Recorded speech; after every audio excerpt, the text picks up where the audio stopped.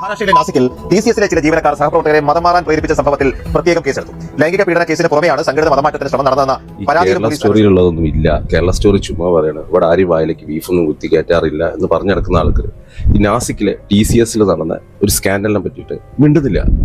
നാസിക്കിലെ TCSല് ആ കമ്പനിയിലെ HR manager ഉൾപ്പെടെയുള്ള ആളുകൾ പ്രതികളായ ഒരു കേസ് വന്നു.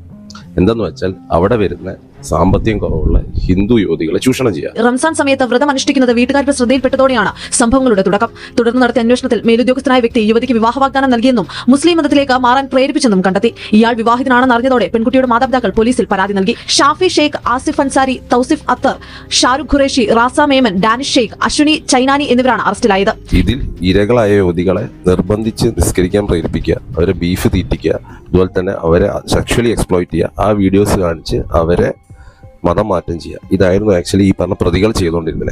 ഇതിനെതിരെ HR കംപ്ലൈന്റ് ചെയ്തപ്പോൾ അവർ പറഞ്ഞത് നിങ്ങൾ കൂളായിരിക്കൂ, ഇതൊക്കെ നോർമലാണ് എന്ന രീതിയിലാണ് അറിയിച്ചിട്ടും കമ്പനിയിലെ HR വിഭാഗം ഇവർക്കെതിരെ നടപടി എടുത്തില്ല എന്നും പരാതിയുണ്ട്. ഇതോടെ HR ഉദ്യോഗസ്ഥരെയും പോലീസ് കേസിൽ പ്രതി ചേർത്തിട്ടുണ്ട്. വർഷങ്ങളോളം അവരെ ബ്ലാക്ക്മെയിൽ ചെയ്ത് അതിൽ ഒരാൾ പരാതി കൊടുത്തപ്പോഴാണ് എല്ലാം കൂടി പുറത്തു വന്നത്. അവിടെ മുഖ്യമന്ത്രി അന്വേഷണം ഉത്തരവിട്ടിട്ടുണ്ട്, എല്ലാവരും അറസ്റ്റ് ചെയ്തിട്ടുണ്ട്.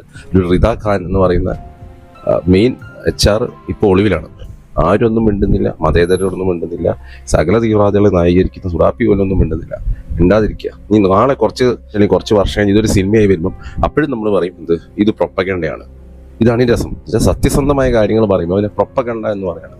ഇനി ഈ പ്രതിക്കൂട്ടിലായ പ്രസ്തുത മതത്തിന്റെ ഏതെങ്കിലും ആൾ വന്ന് ഇതിനെ അപലപിച്ചോ അല്ലെങ്കിൽ ഇത് തെറ്റാന്ന് പറഞ്ഞോ എന്തേ പറഞ്ഞില്ല, ഒരു മിണ്ടാതിരിക്കുക. ഈ മിണ്ടാതിരിക്കുന്ന ഓരോരുത്തരെയും നിങ്ങൾ സൂക്ഷിക്കണം. നാളെ ഇവിടെ ഒരു വർഗീയമായ എന്ത് പ്രശ്നം നടക്കും, ഈ മിണ്ടാതിരിക്കുന്നവനുണ്ടാവും ആ തീവ്രവാദികളെ സപ്പോർട്ട് ചെയ്യുന്നുണ്ട്. ഈ വിഷയം ആക്ച്വലി TCSന് മാത്രമല്ല പല IT കമ്പനികളും നടത്തുന്നുണ്ട്. പോലീസ് വേഷം മാറി അണ്ടർ കവർ ആയിട്ട് ഈ സ്ഥാപനങ്ങളിൽ ജോലിക്ക് കയറി അങ്ങനെയാണ് ഈ വിഷയങ്ങൾ പുറത്തു. അറസ്റ്റിലായ പലർക്കും നിലവിൽ ഒളിവിലുള്ള നിദ ഖാൻ എന്നുള്ള വ്യക്തിക്ക് അടക്കം നിരോധിത ഭീകര സംഘടനകളും ഒക്കെയായി ബന്ധമുണ്ടെന്നുള്ള ചില റിപ്പോർട്ടുകൾ പുറത്തു വന്നിരുന്നു. ഏതായാലും മലേഷ്യയിലുള്ള ഒരു മതപ്രബോധകന് ഈ സംഘവുമായി ബന്ധമുണ്ടായിരുന്നെന്നും ഈ പെൺകുട്ടികളുമായി ഇയാളെ കൊണ്ട് സംസാരിപ്പിച്ചെന്നും മതപരമായ കാര്യങ്ങളൊക്കെ തന്നെ ഇയാൾ പറഞ്ഞു കൊടുത്തെന്നും ഒക്കെ തന്നെ ഈ ചാറ്റുകളിൽ നിന്ന് മനസ്സിലാക്കിയെന്നാണ് നാസിക് പോലീസിനെ ഉദ്ധരിച്ച് നമ്മൾ പറയുമ്പോൾ ഇവിടെ ജൗജിഹാദ് ഇല്ല, മറ്റേ ഇല്ല, മതേതര വിളിച്ചു പോകും. ഇങ്ങനെ പലതും ഇവിടെ നടക്കുന്നുണ്ട്.